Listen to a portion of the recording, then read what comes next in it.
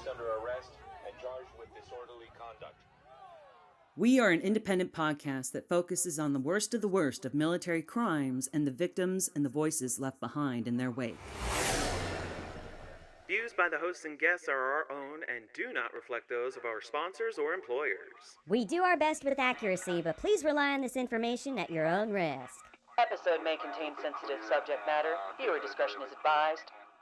When Justice Goes AWOL is not affiliated with the military in any way. Good afternoon, everyone. I hope you're having a lovely day today. My name is Nicole Charcoti, and welcome to another episode of When Justice Goes AWOL. Last week, we were doing a brief overview of a couple of thefts out of JBLM that turned into a widespread investigation into white nationalist activity here in Lacey, Washington.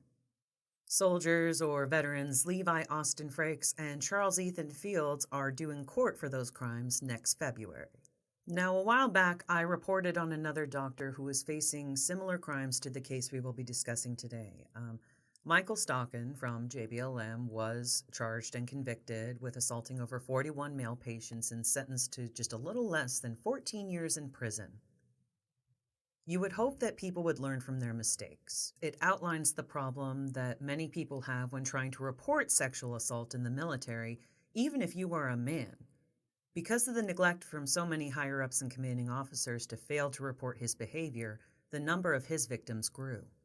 While most of my cases I've been covering locally out of Joint Base Lewis McChord because we live here in Washington, today we're taking a look at a case in Texas, specifically out of Fort Hood, with another medical professional whose patients and victims should have felt safe coming to him for their needs, especially since he was an OBGYN. Former Dr. Blaine McGraw out of Fort Hood, Texas, and also he served in a base station over in Hawaii, is facing allegations and a lawsuit with the Army about the little that was done to assist the women who reported his behavior to higher-ups and other medical staff.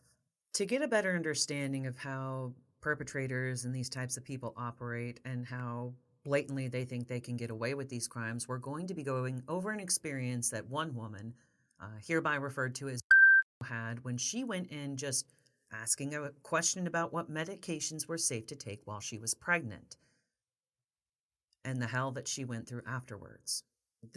In this case has a sinus infection or something going on with a cold, and she goes into Dr. McGraw's office to talk about what medications are safe to take while she is pregnant.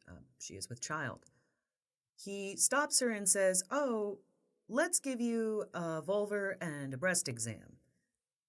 And she didn't understand. She says, "Well, I'm here just to talk about medicine." He says, "Well, you're overdue for one." So she says, "Okay." And he's the doctor. He's the authority on these things. Maybe he's looking for something she doesn't know about. She trusts him because he is a doctor in a trusted medical position with power over others, as we will see in this later testimony. Blaine McGraw is examining and right off the bat makes her feel incredibly self-conscious and uncomfortable and violated.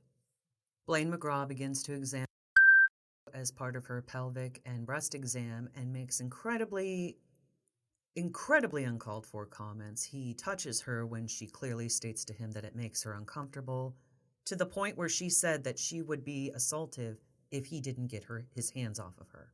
That sounds like somebody with the confidence that knows that they've done this before and they can get away with it again. Apparently, when Blaine McGraw was serving over at a medical center in Hawaii, he had received several complaints on his file for inappropriate behavior with female patients. But for some reason, these complaints went absolutely nowhere.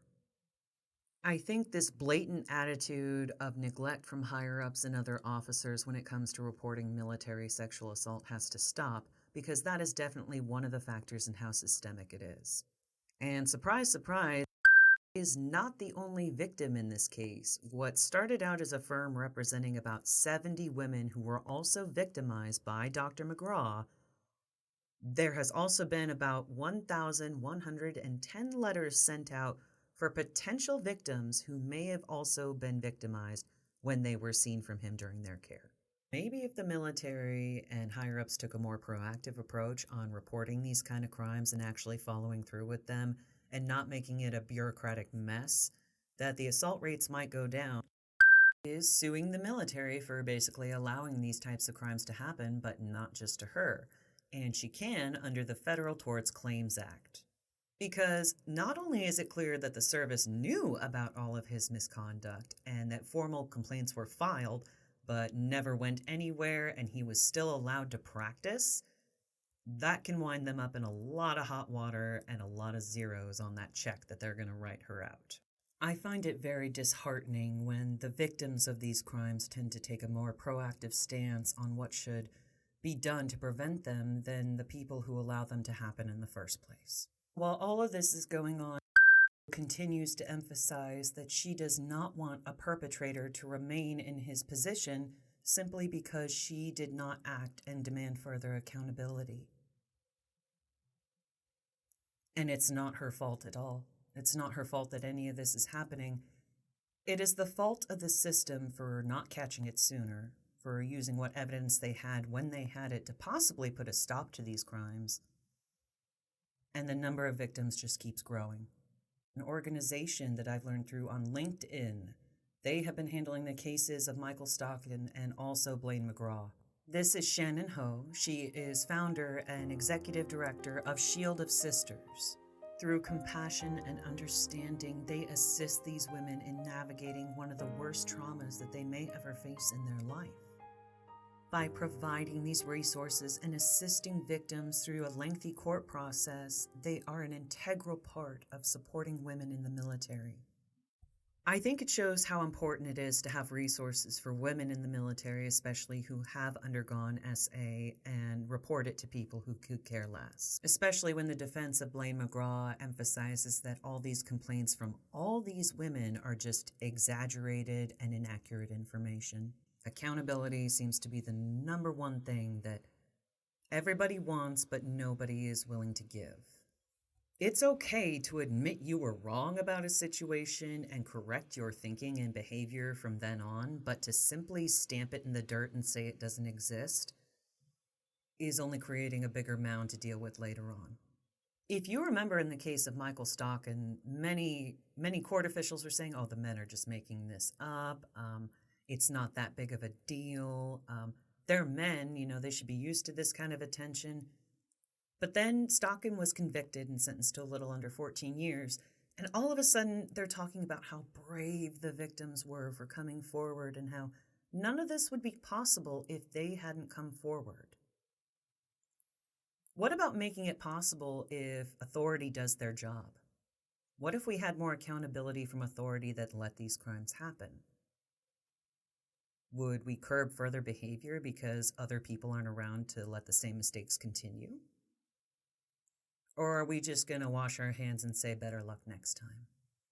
While I work to bring you the latest crime updates revolving around military cases, I'm also going to be starting a little segment called Bad Judgment. Bad Judgment will showcase different cases, but all with the same judge and the type of plea deals that were reached or the sentencing that was handed out.